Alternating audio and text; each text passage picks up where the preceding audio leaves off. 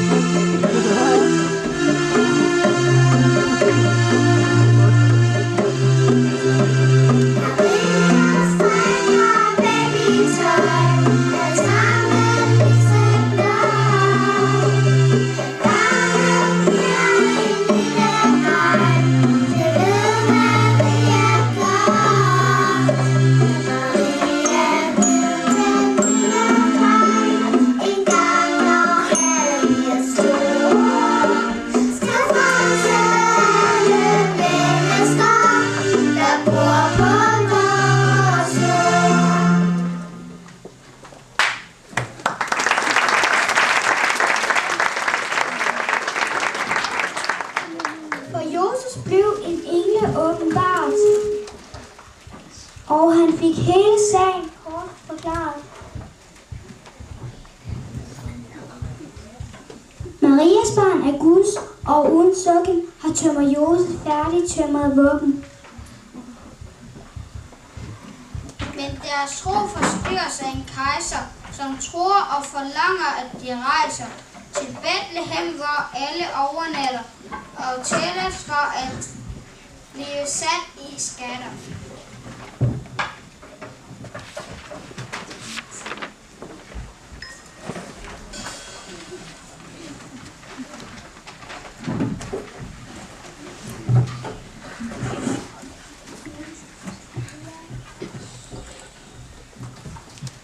Til Bethlehem er mange kilometer.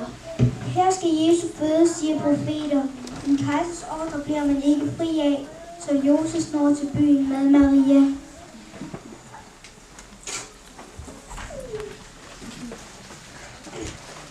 Men mange andre står ved byens mure og virker prøvet, trætte og lidt sure. Og kroens vært siger: ikke flere pladser. Alt er udsolgt. Både senge og madrasser.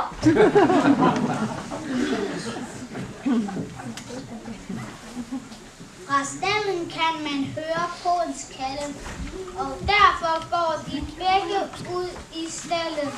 Og selvom krybber ikke er så smukke, så laver Josef her en lille vugge. Han fylder den med strå, som er så bløde, og lige efter skal Maria føde. Så føder hun, man hører drengen tude, hun vugger ham og svøber ham i knude. Hun roser Josef, som kom hø i bunden, og Josef kysser hende varmt på munden.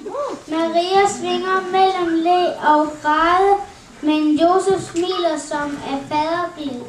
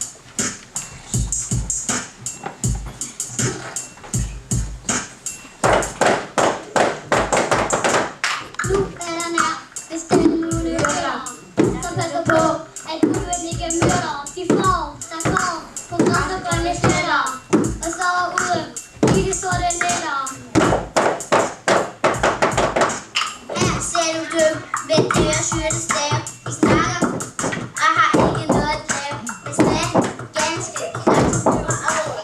6 år, 2 søer, drengen sover. Men endnu, som vi sidder der og taler, stil og det ikke, og den falder fra himlen med et lysen fra en lygte og råber. I har ikke noget at frygte. Frygt nu ej, men hør mit ord.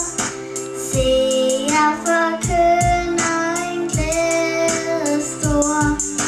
Glæden er til hver en sjæl, der håber på Herren Gud Immanuel.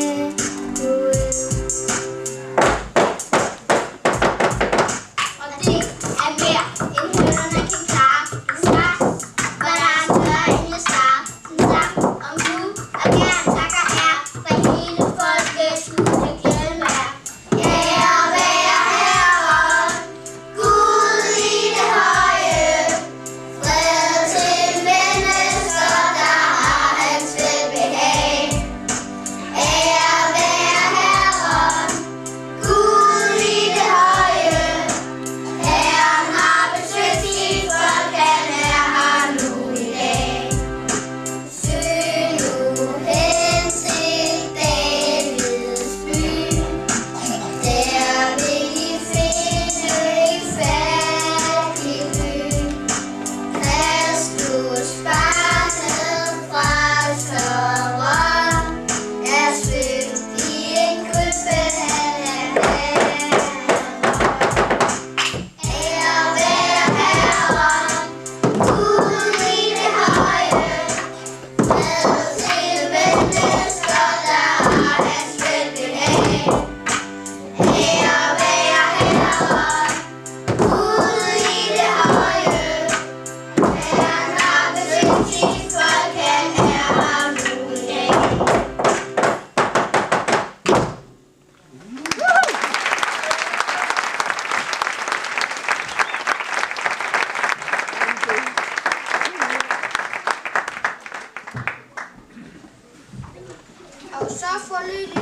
Og så forlod de hyrderne dernede. En hyrde sagde, lad os gå ud og lede. Måske vi finder barnet med det samme. En stald, et fattigt barn af Davids stamme. De finder snart det sted, hvor stalden ligger, og Josef og Maria står og kigger på barnet, som Maria stolt har armet. Den yngste hyrde viser barnet lam.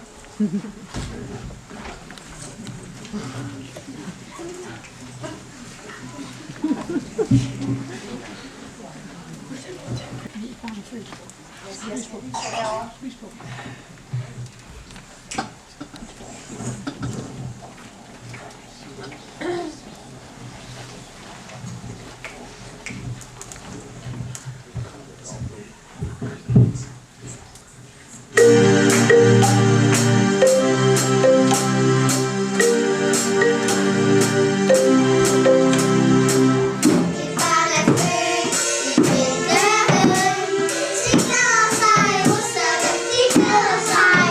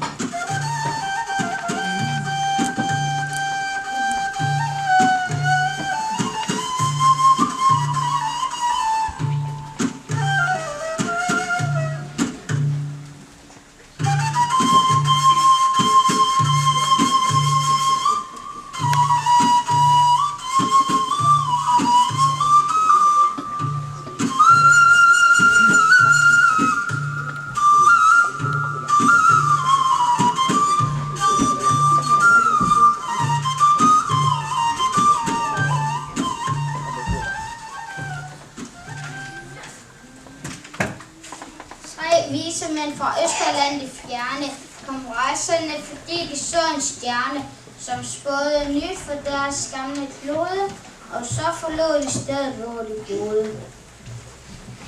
Men det var ikke lige til at finde det sted, hvor de så stjernen stå og skinne. Her spørger de konen. Har de set vor herre? Nej, men hun kan ikke hjælpe dem desværre. Dog når de først har set stjernen vinket, så vil de frem, om også lidt forsinket. De bliver ved at følge stjernens kalden, og stander ikke før de står i stallen. Til verdens allerførste julegilde har de på gave med, den får den lille. Med barnets fødselsdag siger de tillykke, og hermed slutter vores lille stykke.